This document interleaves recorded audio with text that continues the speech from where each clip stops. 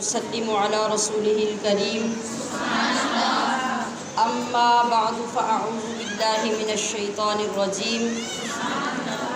بسم الله الرحمن الرحيم اللهم ارزقنا شهادة في سبيلك واجعل موتي في بلد رسولك صلی اللہ علیہ وسلم رب اشرح لي صدري ويسر لي امري واحلل عقدة من لساني يفقهوا قولي ان الله وملائكته يصلون على النبي يا ايها الذين آمنوا صلوا عليه وسلموا تسليما۔ احسان دین پہ کتنے نہ جانے عمر کے ہیں، احسان دین پہ کتنے نہ جانے عمر کے ہیں، گونجے نگر نگر میں ترانے عمر کے ہیں۔ احسان دین پہ کتنے نہ جانے عمر کے ہیں، گونجے نگر نگر میں ترانے عمر کے ہیں۔ ہر عہد ان کے عدل سے ہے نور لے رہا، ہر عہد ان کے عدل سے ہے نور لے رہا، صدیاں عمر کی سارے زمانے عمر کے ہیں،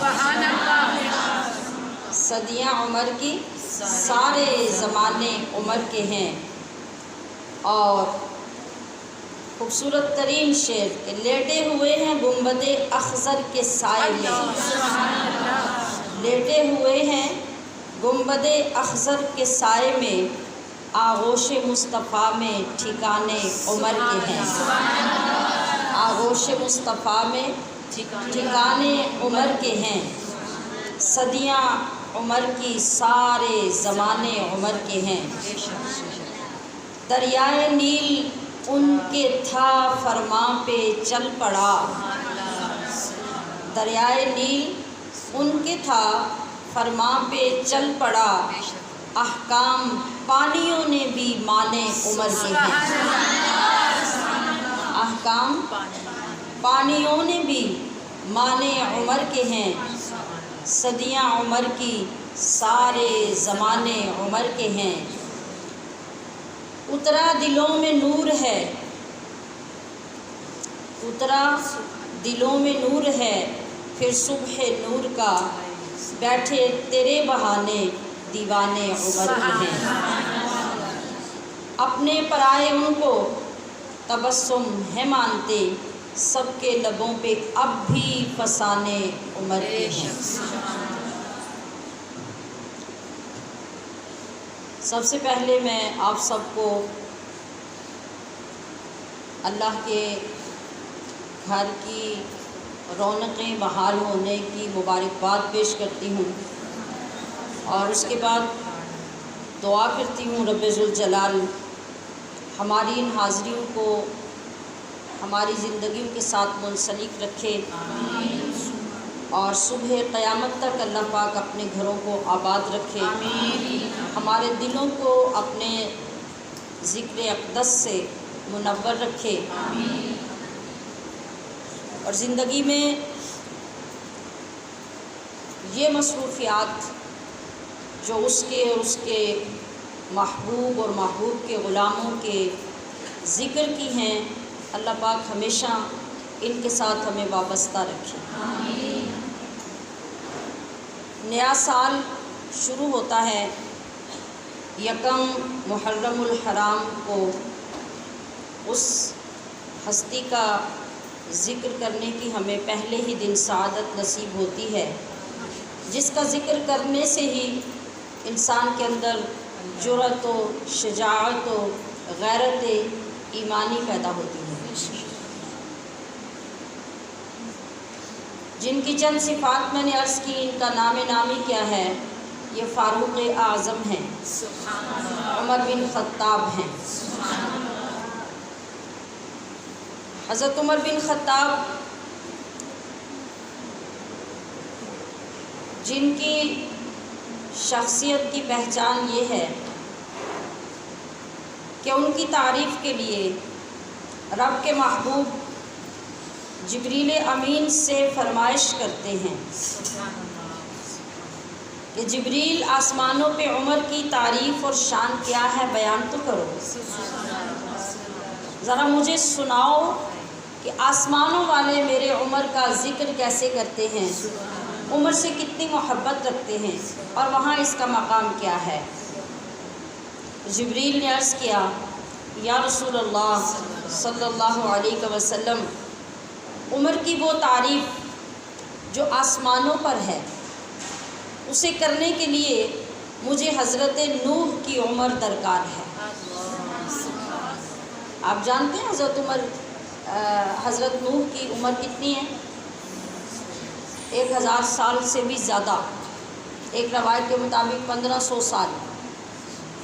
جس میں 950 سال آپ نے صرف اللہ کے دین کی تبلیغ کی۔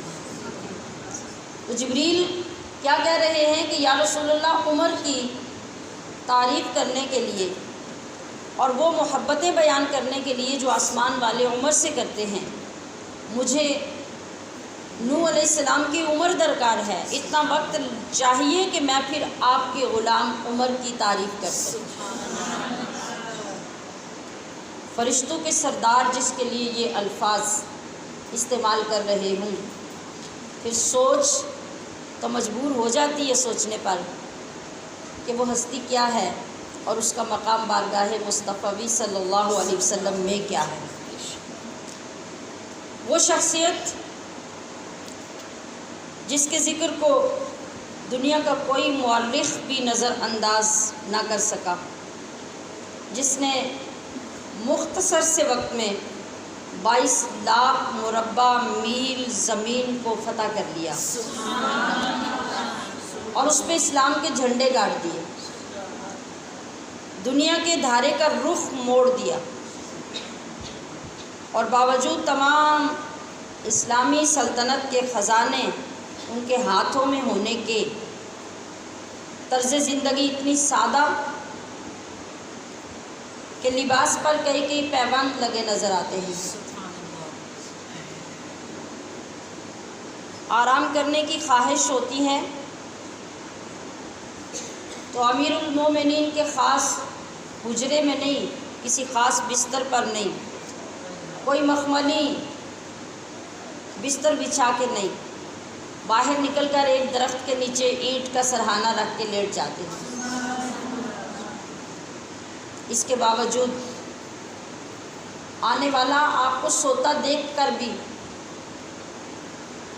حیرت میں اور روب میں ڈوب جاتا ہے، اسے آگے بڑھنے کی ہمت نہیں ہوتی۔ یہ وہ عمر فاروق ہیں جن کا ذکر کرنے کی سعادت سال کے پہلے ہی دن ہمیں نصیب ہوتی ہے۔ آپ کی بارگاہ اقدس میں اپنے نذرانوں کے خراج اس لیے پیش کرتے ہیں کہ اس بارگاہ میں سے اللہ کریم ہمیں فیض کا کوئی ذرہ عطا کر دے، ہمارے سینوں کو روشنی مل جائے، دینی غیرت نصیب ہو جائے۔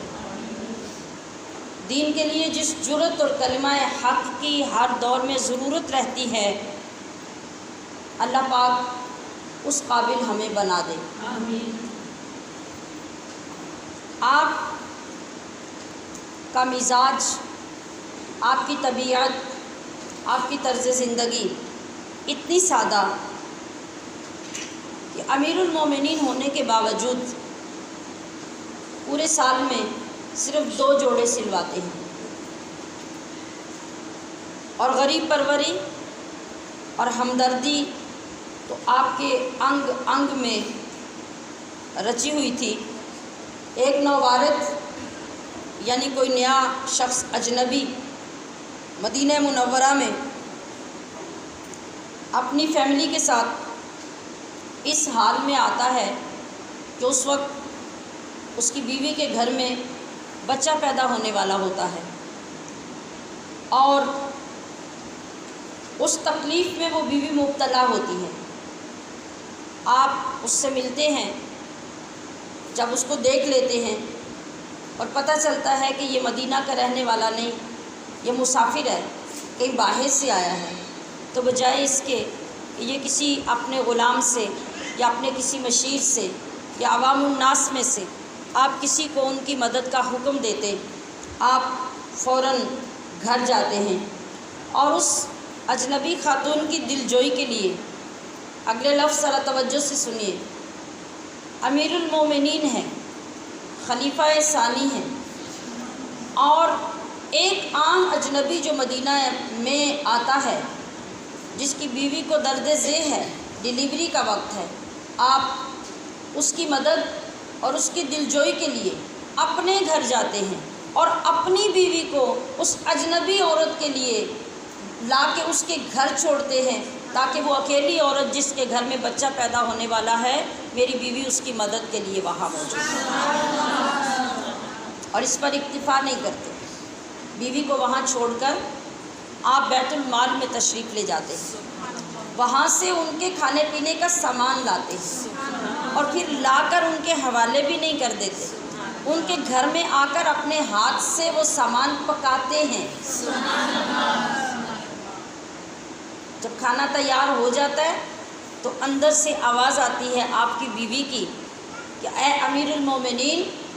آپ اپنے دوست کو خوشخبری دے دیجئے کہ اس کے گھر میں بیٹا پیدا ہوا ہے۔ جب آپ کی زوجہ محترمہ اندر سے امیر المومنین کہہ کے پکارتی ہیں تو وہ دونوں میاں بیوی یہ لفظ سن کر حیران ہو جاتے ہیں کہ کیا یہ مسلمانوں کے امیر المومنین ہیں، اور ہمارا اتنا آنر، ہمارا اتنا پروٹوکول اور ہماری اتنی دلجوئی کہ امیر المومنین اپنی ہی بیوی کو لا کے میری بیوی کے اس ڈیلیوری کے وقت کے لیے چھوڑ رہے ہیں اور اپنے ہاتھوں سے کھانا پکا کے ہمیں دے رہے ہیں۔ یہ وہ اسوہ حسنہ ہے مصطفیٰ کریم صلی اللہ علیہ وسلم کا، اور یہ تربیت مصطفیٰ صلی اللہ علیہ وسلم ہے جو آپ کے صحابہ میں منتقل ہوتی ہے تو دنیا کے نقشے تبدیل ہوتے ہیں۔ یہ وہ اخلاص، یہ وہ صداقت، یہ وہ حق گوئی، اور یہ وہ اخلاص اور یہ اللہ کی محبت کا عالم ہے جس کی وجہ سے اللہ کریم اتنی تاثیر پیدا کرتا ہے کہ فرد واحد کی وجہ سے، اس کی کوششوں کی وجہ سے، ان کی جد و جہد کی وجہ سے اللہ کریم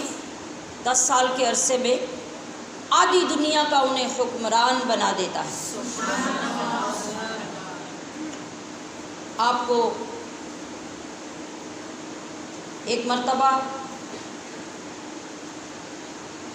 جمعۃ المبارک کا خطبہ دیتے ہوئے معلوم ہوتا ہے کہ جس لشکر کو جنگ کے لیے بھیجا تھا وہ اس وقت مشکل کا سامنا کر رہے ہیں۔ میں نے پچھلے سالوں میں یہ مختلف اوقات میں مختلف آپ کی زندگی کی جہتیں آپ کے سامنے رکھی اور ان کو سنایا، اور یہ واقعہ بھی پہلے پیش کر چکی ہوں، لیکن مختصر ابھی جو اس سے آگے بات بتانے لگی وہ نئی ہے۔ آپ جب خطبہ جمعہ کے دوران خطبہ کے الفاظ چھوڑ کر بلند آواز سے یہ فرماتے ہیں کہ یا ساریہ الجبل، کہ اے ساریہ پہاڑ کے پیچھے کی طرف متوجہ ہو، آپ تو مسجد نبوی میں تشریف فرما ہیں اور جمعہ کی نماز پڑھا رہے ہیں، ہزاروں میل دور وہ لشکر برسر پیکار ہے، میدان جنگ میں ہے،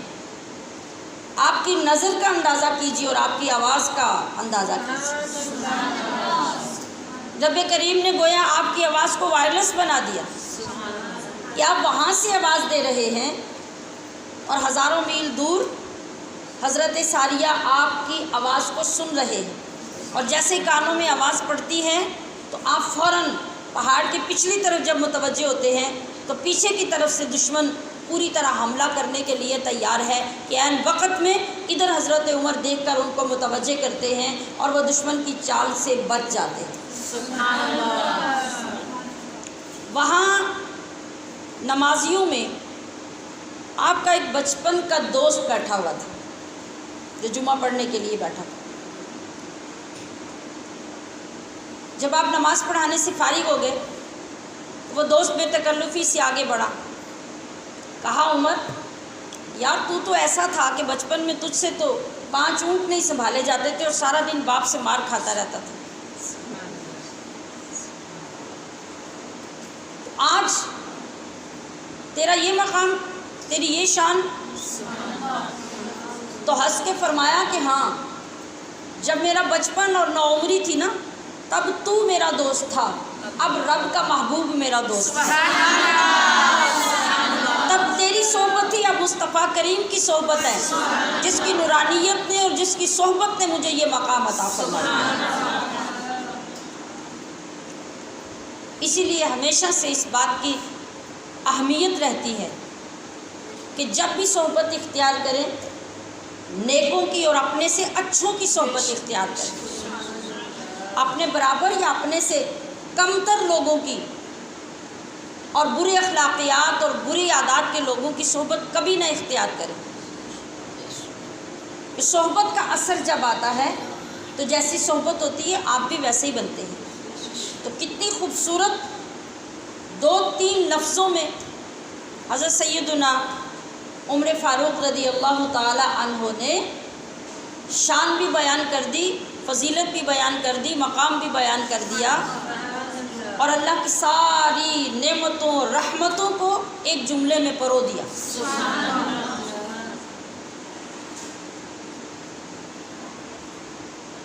تو عزیزات محترم، یہی امیر المومنین ہے کہ غیر مسلم مورخین بھی یہ لکھنے پر مجبور ہو جاتے ہیں کہ اگر عمر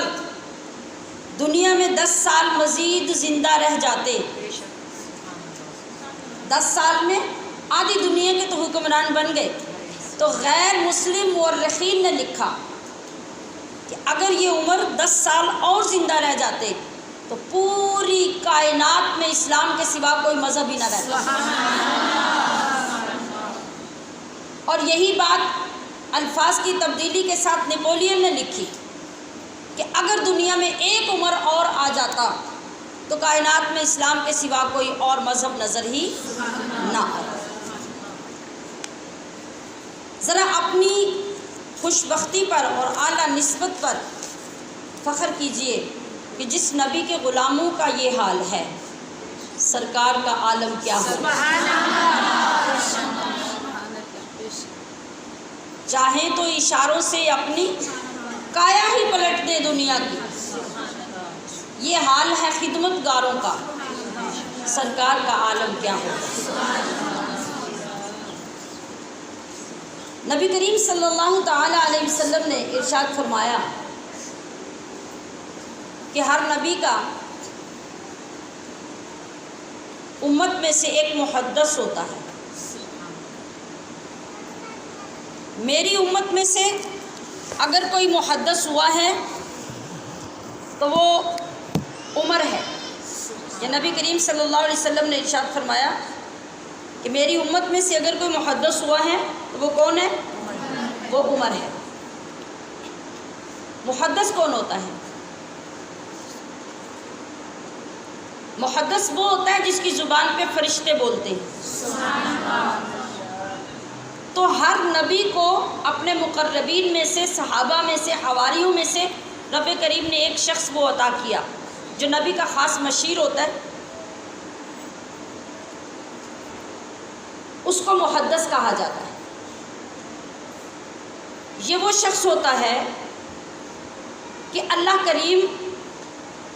فرشتوں کے ذریعے سے اس کے اوپر الہام کرتا ہے۔ الہام کو سمجھتے ہیں نا؟ جب کوئی بات بندہ وقت سے پہلے بڑی پرفیکٹ، بڑی اعلیٰ اور بڑی درست کر دے، اور جو وہ بات کر دے اس کے مطابق آگے واقعہ بھی رونما ہو جائے، تو ہم یہ کہتے ہیں حیران ہو کر کہ تمہیں کوئی الہام ہو گیا تھا۔ تو یہ اللہ کی طرف سے الہام ہوتا ہے، اور فرشتے اس شخص کی زبان پہ بولتے ہیں۔ اسی لیے تو نبی کریم صلی اللہ علیہ وسلم نے ارشاد فرمایا تھا کہ حق عمر کی زبان پر بولتا ہے۔ عمر جب بھی بولتا ہے حق بولتا ہے۔ اب سوچنے کی بات یہ ہے کہ حضرت عمر فاروق رضی اللہ تعالی عنہ نے بے شمار مرتبہ جو سوچا جو رائے دی یا جو الفاظ بولے، بعین ہی رب ذوالجلال نے وہ قرآن بنا کے اتار دیا۔ اچھا، اب خوبصورت بات یہ ہے کہ قرآن کریم تو سیدنا آدم علیہ السلام سے بھی پہلے ترتیب پا چکا تھا۔ آج قرآن کریم جس ترتیب سے ہمارے پاس ہے، اس ترتیب سے اللہ کریم نے لوح محفوظ پر لکھ رکھا ہے۔ اور کب لکھا ہے؟ سیدنا آدم علیہ السلام کو پیدا کرنے سے بھی پہلے یہ ترتیب پا چکا ہے۔ اب جب قرآن نازل ہوتا ہے تو اس ترتیب سے نازل نہیں ہوتا جو ہمارے پاس ہے۔ وہ کیسے نازل ہوتا ہے؟ جب جس چیز کی ضرورت پڑتی ہے، جس مسئلے کو حل کرنا ہے یا جس حکم کو نافذ کرنا ہے، اللہ کریم وہ چیز نازل فرماتا ہے، اس کے متعلق آیت آ جاتی ہے، صورت آ جاتی ہے، اور مصطفیٰ کریم اپنے غلاموں سے فرماتے ہیں کہ اس کو لکھ کر محفوظ کر لو، اور وہ لکھی جاتی ہیں۔ آپ نے یہ سب نے سن رکھا ہے کہ سب سے پہلے جب قرآن کریم نازل ہوا، پہلی وحی آئی تو 30ویں سپارے کی سورہ علق کی پہلی 5 آیات نازل ہوئی۔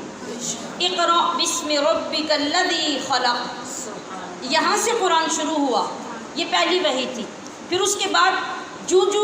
اللہ پاک نے جو چاہا کہ اپنے محبوب کے امتیوں کو عطا کرے، وہ آیات نازل کرتا رہا۔ پھر اس کے بعد نبی کریم صلی اللہ علیہ وسلم نے اللہ کے فرمان کے مطابق اور اس نگاہ کے مطابق جو لوح محفوظ پر لکھے ہوئے قرآن کو دیکھ رہی تھی، صحابہ اکرام کو ارشاد فرمایا کہ اب جب سارا قرآن اتر چکا ہے، اب اس کو اس ترتیب سے جمع کرو جو ترتیب رب نے لوح محفوظ میں رکھی ہے۔ تو پھر سورہ فاتحہ سے والناس تک قرآن کو ترتیب دیا گیا، اور پھر اس کو اس طرح لکھا گیا اور جمع کیا گیا۔ تو بات کیا سمجھ میں آئی کہ قرآن کی یہ ترتیب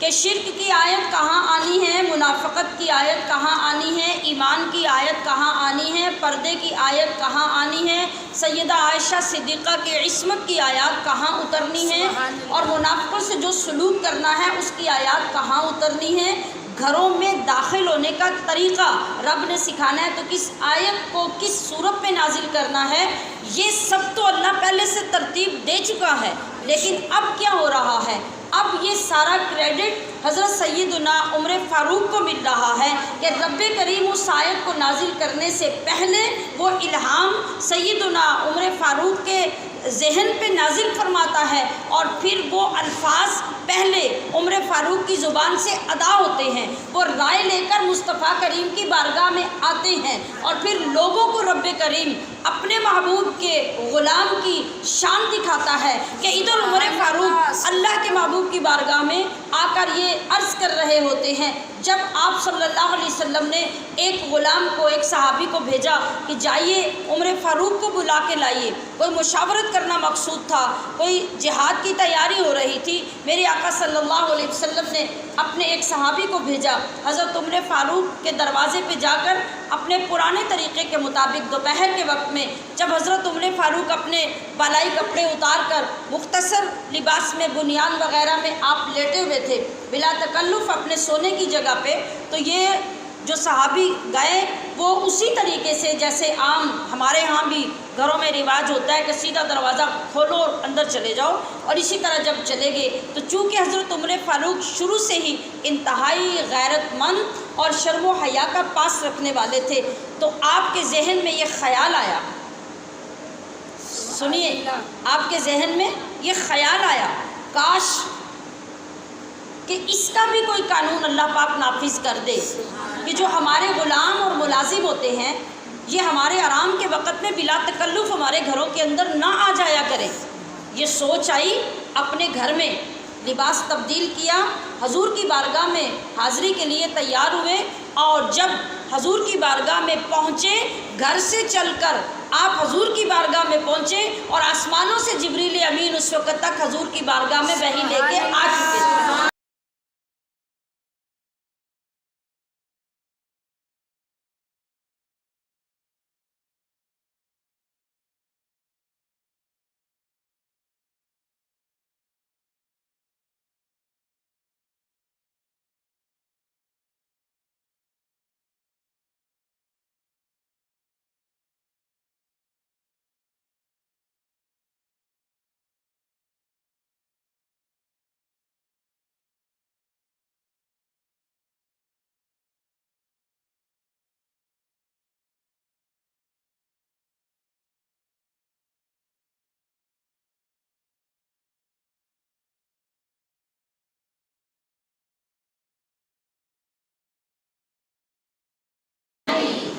ادھر خیال آیا، چل کے وہاں پہنچے، جو سوچا تھا وہ آیت رب کریم نازل فرما چکا تھا۔ عرب کا ماحول بھی آج کے ہمارے ماحولوں جیسا یا اس سے بھی زیادہ خراب تر تھا، یعنی جس طرح آج شریف خاندان کی کوئی عورت، کوئی بیٹی بہو باہر نکلے اور تھڑوں پر اور کونوں میں اور چوکوں میں نوجوان لڑکے کھڑے ہوں تو کوئی عزت دار باپ بھائی اپنی بہنوں بیٹیوں کو اجازت نہیں دیتے۔ تو آغاز اسلام میں پردے کا حکم نازل نہیں ہوا تھا۔ تو جس وقت ایک طرف تو یہ کہ جب کبھی صحابہ اکرام حاضر ہوتے حضور کے گھر میں تو وہ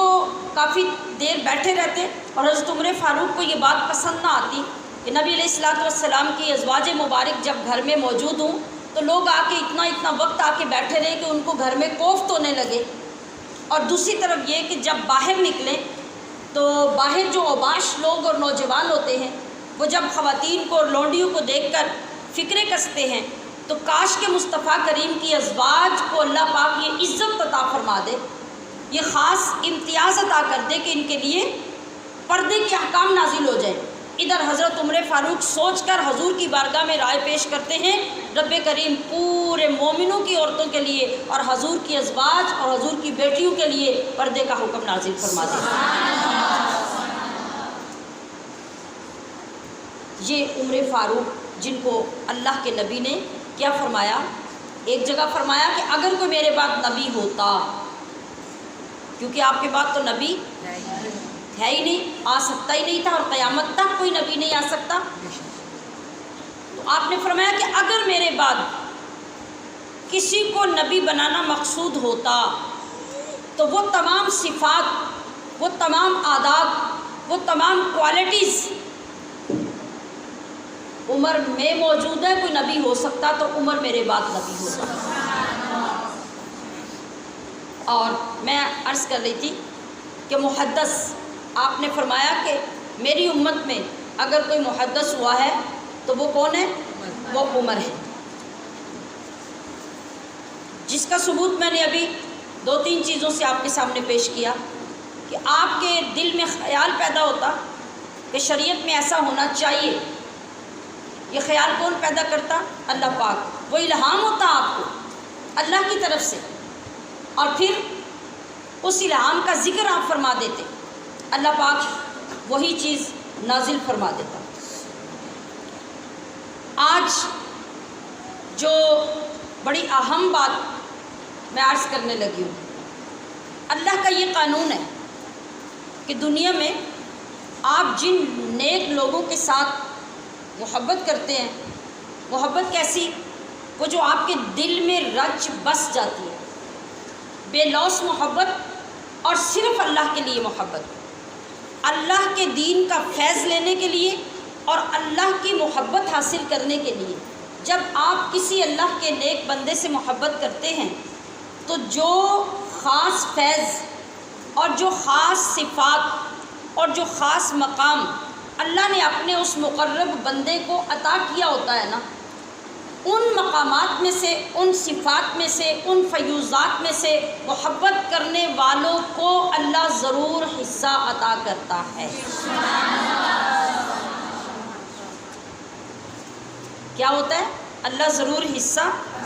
عطا کرتا ہے۔ تو عزیزات محترم، جس وقت آپ حضرت عمر فاروق رضی اللہ تعالی عنہ سے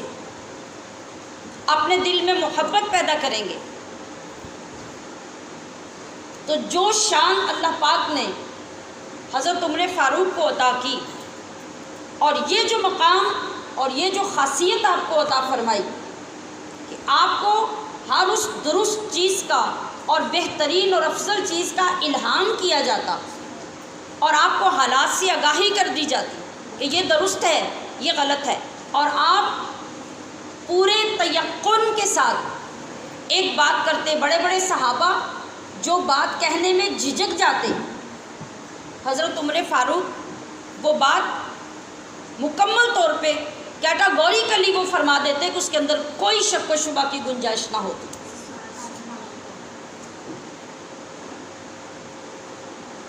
تو میں کیا عرض کر رہی تھی کہ جن لوگوں نے آج بھی، جن علماء نے یا جن اولیاء کرام نے یا آپ کی اولاد میں سے جو فاروقی النسل لوگ ہیں اور علماء اور اولیاء ہیں، ان کو اللہ پاک نے ان کے خون سے، ان کے نسب سے، ان کی روحانیت سے یہ فیض آج بھی عطا کر رکھا ہے کہ وہ الہام کی دولت جو حضرت سیدنا عمر فاروق کو حاصل تھی، آج آپ کی اولاد میں بھی اور آپ کے دیوانوں میں اور آپ کے چاہنے والوں میں بھی اللہ پاک نے وہ رکھی ہے۔ حضرت اویس قرنی رضی اللہ تعالی عنہ ایک جگہ پہ موجود ہیں کہ آپ کے پاس حرم بن حیان آتے ہیں، آپس میں گفتگو ہونے لگی۔ گفتگو کے دوران حضرت اویس قرنی فرمانے لگے کہ رفیقی و صدیقی و صفی عمر، میرا صاحب، میرا گہرا دوست اور میرا پسندیدہ یار عمر ہے۔ پھر اس کے بعد آپ فرماتے ہیں واہ عمرا واہ عمرا واہ عمرا۔ تو حضرت حرم بن حیان کہتے ہیں کہ آپ جو کلمہ بول رہے ہیں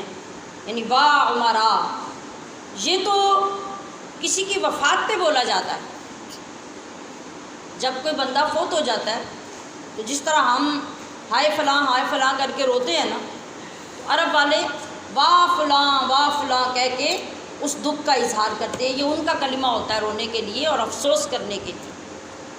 تو حضرت حرم کہتے ہیں کہ آپ ایک طرف تو ان کی دوستی، محبت اور قرب کا ذکر کر رہے ہیں اور ساتھ آپ وہ جملہ بول رہے ہیں کہ جو کسی کی موت پر، کسی کی وفات پہ بولا جاتا ہے، حالانکہ حضرت عمر تو زندہ ہیں۔ توجہ ہے نا جی، کہتے ہیں کہ حالانکہ حضرت عمر تو زندہ ہیں۔ تو حضرت اویس قرنی فرماتے ہیں کہ ہاں تم جانتے ہو کہ حضرت عمر زندہ ہیں، مگر میرے رب نے مجھے بتا دیا ہے کہ وہ شہید ہو چکے ہیں۔ وہ الہام کا فیض جو حضرت عمر کی محبت کی وجہ سے ملا کرتا ہے، اللہ کریم نے اویس قرنی کو عطا کیا کہ وہ کہاں سینکڑوں ہزاروں میل دور بیٹھے ایک شخص کے ساتھ گفتگو فرما رہے ہیں، اور گفتگو کے درمیان آپ نے وہ کلمات فوراً کہنے شروع کر دیے جو کسی کی وفات پہ کہے جاتے ہیں، اور سننے والا حیران ہو رہا ہے کہ آپ تو زندہ ہیں مگر آپ فوت شدہ شخص کے لیے الفاظ استعمال کر رہے ہیں۔ تو آپ نے فرمایا کہ میرے رب نے الہام سے مجھے بتا دیا اور فیض فاروقی رب نے مجھے عطا کر دیا، اور آج اس وقت حضرت عمر فاروق شہید ہو چکے ہیں، اس لیے میں یہ کلمات ادا کر رہا ہوں۔ یہ وجہ ہوتی ہے اور اس لیے ضروری ہوتا ہے کہ ہم اللہ والوں سے محبت کریں، ان کی صحبتوں میں بیٹھیں، ان کا ذکر کریں۔ ان کے ذکر سے ہمارے گناہ معاف ہوتے ہیں، ہمارے دلوں کی زنگ اترتے ہیں، اور ذکر کرتے کرتے، بات کرتے کرتے ان سے اگر محبت سچی نصیب ہو جائے تو پھر کیا ہوتا ہے، ان کے فیض سے رب کریم حصہ عطا کر دیتا ہے۔ تو آپ کا یہ مقام یعنی حضرت عمر فاروق رضی اللہ تعالی عنہ کا حضرت جابر بن عبداللہ روایت کرتے ہیں کہ نبی کریم صلی اللہ تعالی علیہ وسلم نے ارشاد فرمایا کہ میں نے خواب میں اپنے آپ کو جنت میں دیکھا۔ حضور فرماتے ہیں، پھر آگے فرماتے ہیں کہ پھر اچانک میں نے ابو طلحہ کی بیوی رمیسا کو دیکھا، پھر میں نے کسی کی آہٹ محسوس کی، تو میں نے کہا یہ کون ہے؟ تو کہنے والے نے مجھے کہا کہ یہ بلال ہے۔ تو میں نے جنت میں بلال کے قدموں کی آہٹ محسوس کی، اور آگے فرماتے ہیں کہ میں نے ایک محل دیکھا جس کے صحن میں ایک نوجوان عورت تھی تو میں نے کہا یہ کس کے لیے ہے؟ نوجوان خوبصورت عورت کس کے لیے ہے؟ تو مجھے کہا گیا کہ یہ عمر کے لیے ہے۔ پھر میں نے ارادہ کیا کہ میں اس محل کے اندر داخل ہوں اور جا کر اس محل کی سیر کروں، اسے دیکھوں۔ تو اے عمر، مجھے تمہاری غیرت یاد آ گئی اور میں اس محل میں داخل نہیں ہوا۔ تو حضرت عمر نے عرض کی میرے ماں باپ آپ پہ قربان ہو جائیں، یا رسول اللہ کیا میں آپ پہ غیرت کروں گا؟ پھر نبی کریم صلی اللہ تعالیٰ علیہ وسلم نے حضرت عمر کے لیے یہ بھی ارشاد فرمایا، جس کو حضرت انس رضی اللہ تعالیٰ عنہ نے روایت کیا۔ ایک شخص نے نبی علیہ السلام سے قیامت کے بارے میں سوال کیا کہ قیامت کب ہوگی؟ حضور نے ارشاد فرمایا، تو نے اس کے لیے کیا تیاری کر رکھی ہے؟ اس نے عرض کی، کچھ نہیں مگر یہ کہ اللہ اور اس کے رسول سے محبت کرتا ہوں۔ آپ صلی اللہ تعالیٰ علیہ وسلم نے ارشاد فرمایا، تم جس سے محبت کرتے ہو اس کے ساتھ ہوگے۔ حضرت انس فرماتے ہیں، ہمیں کسی بات پر اتنی خوشی نہیں ہوئی جتنی حضور صلی اللہ علیہ وسلم کے اس فرمان پر کہ تم جس سے محبت کرتے ہو آخرت میں اس کے ساتھ ہوگے، اس پر خوشی ہوئی۔ پھر حضرت انس نے فرمایا کہ حضرت انس خود فرماتے ہیں کہ میں نبی صلی اللہ علیہ وسلم سے، ابو بکر سے اور عمر سے محبت کرتا ہوں، اور یہ امید کرتا ہوں کہ ان کی محبت کے سبب میں ان کے ساتھ ہوں گا، اگرچہ میرے اعمال ان کے اعمال کی مثل نہیں ہے۔ آپ علیہ السلام نے یہ بھی فرمایا، جس کو حضرت ابن عمر رضی اللہ تعالی عنہ روایت کرتے ہیں، کہ اللہ تعالیٰ نے حضرت عمر کی زبان اور دل پر حق بات کو رکھا ہے،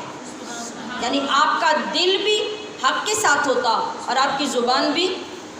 حق کے ساتھ ہوتی۔ جس وقت آپ ابھی اسلام نہیں لائے تھے تو اس وقت بھی اگرچہ آپ اسلام کے سخت مخالف تھے، لیکن ذاتی طور پر آپ نے نہ کبھی شراب پی، نہ کبھی جوا کھیلا، نہ کبھی بت پرستی کی، بتوں کے آگے جا کے کبھی سجدہ نہیں کیا، کبھی برا کام نہیں کیا، بلکہ آپ کی زندگی میں ہر وہ اچھا کام تھا، آپ کی عادت اور طبیعت میں وہ ہر اچھا کام داخل تھا جو ایک شریف باپ کے شریف بیٹے کے اندر ہوتا ہے، جو کسی سردار باپ کے سردار بیٹے کے اندر ہوتا ہے، اور اعلیٰ ترین کام خاندان کے حضرت عمر کے سپرد کیے جاتے۔ آپ کی ذہانت، آپ کی عقل مندی، آپ کی تعلیم، آپ کے اندر جو انفرادی خصوصیات تھیں وہ اپنے خاندان کے بہت سے لوگوں سے الگ تھلگ تھی۔ پھر آپ دیکھیے کہ حضرت ابو بکر صدیق آتے ہیں اور حضور کی بارگاہ میں آ کے اسلام قبول کرتے ہیں۔ عشرہ مبشرہ کتنی شان والے صحابہ ہیں، وہ سارے باری باری آتے ہیں حضور کی بارگاہ میں آ کر اسلام قبول کرتے ہیں۔ بدری صحابہ کا مقام کتنا اعلیٰ و افضل ہے، وہ سب اپنے اپنے وقت میں آ کر حضور کی بارگاہ میں اسلام قبول کرتے رہے، مگر ان سب میں ایک شخصیت وہ ہے جس کے لیے آقا دو عالم صلی اللہ علیہ وسلم خود ہاتھ اٹھا کر دعا فرما رہے ہیں کہ یا اللہ 2 عمروں میں سے ایک عمر اسلام کو عطا کر دے۔ ایک دن آپ دعا فرما رہے ہیں اور دوسرے دن حضرت عمر فاروق اس انداز سے بارگاہ مصطفیٰ میں حاضر ہوتے ہیں کہ جب گھر سے چلے تھے تو کچھ اور تھے، جب اپنی بہن فاطمہ بنت خطاب کے گھر میں پہنچتے ہیں تو کچھ اور ہوتے ہیں، جب وہاں سے چل کر بارگاہ مصطفیٰ میں پہنچتے ہیں تو کچھ اور ہوتے ہیں، جب کلمہ پڑھ لیتے ہیں تو پھر اسلام کی شان یکدم اس قدر بڑھ جاتی ہے کہ آپ عرض کرتے ہیں کہ یا رسول اللہ ہمارا دین سچا دین نہیں، ہمارا مذہب سچا مذہب نہیں، ہم صحیح راستے پر نہیں، ہمارا خدا سچا نہیں۔ تو اللہ کے حبیب نے فرمایا کیوں نہیں، ہمارا دین بھی سچا ہے، ہمارا رب بھی سچا ہے، ہمارا معبود بھی سچا ہے۔ تو آپ نے پہلے ہی دن فرمایا کہ یا رسول اللہ جب یہ سب سچ ہے تو پھر ہم چھپ کر نماز کیوں پڑھیں گے، ابھی ہم چلیں گے اور صحن کعبہ میں جا کے نماز ادا کریں گے۔ تو جس وقت آج بھی حضرت عمر فاروق رضی اللہ تعالی عنہ کی سچی محبت اور آپ کے ان عظیم کارناموں سے ہم محبت پیدا کریں گے، تو عورت ہو یا مرد ہو، یہ یاد رکھیے کہ جب آپ کے مزاج نے ان چیزوں کو قبول کیا اور ان فضیلتوں کو قبول کر کے آپ نے ان کی ذات سے محبت کی، تو اللہ کریم بلا امتیاز مرد اور عورت ہر ایک کو حضرت عمر فاروق کی سعادتوں سے اور آپ کے فیوزات سے فیض عطا فرمائے گا۔ اور وہ فیض جب نصیب ہوگا تو وہ مرد یا عورت کوئی بھی ہے، وہ اپنے زمانے میں ان فیوزات کے ساتھ، اس جرأت کے ساتھ، اس شجاعت کے ساتھ اور اس جوان مردی کے ساتھ دین کی خدمت کرنے میں کامیاب ہو جائے گا۔ یہی ہمارا مطمع نظر ہے اور یہی وجہ ہے کہ ہم ہر وقت میں، ہر سال میں، ہر مہینے میں جن شخصیات کے ساتھ یہ اوقات منسلک ہوتے ہیں، ان لمحات میں اور ان خاص دنوں میں بیٹھ کر وہ فیض طلب کرتے ہیں تاکہ ہمارے اندر اور باہر کی کمزوریاں ختم ہو جائیں، ہمارے ایمان اور عمل کی کمزوریاں ختم ہو جائیں اور ہم اپنی وہ جرأت اور وہ محبت اور وہ طاقت حاصل کر سکیں کہ آج کے دور میں جو فریضہ ہمیں ادا کرنا چاہیے، ہم ان مقدس ہستیوں کی بارگاہوں سے وہ ہمت اور وہ جرأت اور وہ ایمان کی مضبوطی لے کر یہ فریضہ احسن طریقے سے ادا کر سکیں۔ آج الحمدللہ محرم الحرام کی یہ پہلی محفل جو 2020 میں نصیب ہوئی ہمیں، اللہ پاک ان چند گھڑیوں کا فیض ہمارے سینوں میں محفوظ فرما دیں اور اس کو لے کر ہم اگلے ہر دن میں اپنی محبتوں میں اضافہ کرتے جائیں۔ آج چونکہ پہلا دن تھا اور اعلان بھی لیٹ ہی ہوا، لہٰذا آپ اپنے پچھلے سبق یاد کیجئے اور یاد کرتے ہوئے ہر دن میں اپنے ساتھ اس نیکی کی محفل میں اپنے ساتھیوں کو دعوت دیجئے۔ اللہ کریم ان نورانی راتوں کا صدقہ ہمارے دلوں کے اندھیرے دور فرما دے۔ وآخر دعوانا ان الحمد للہ رب العالمین۔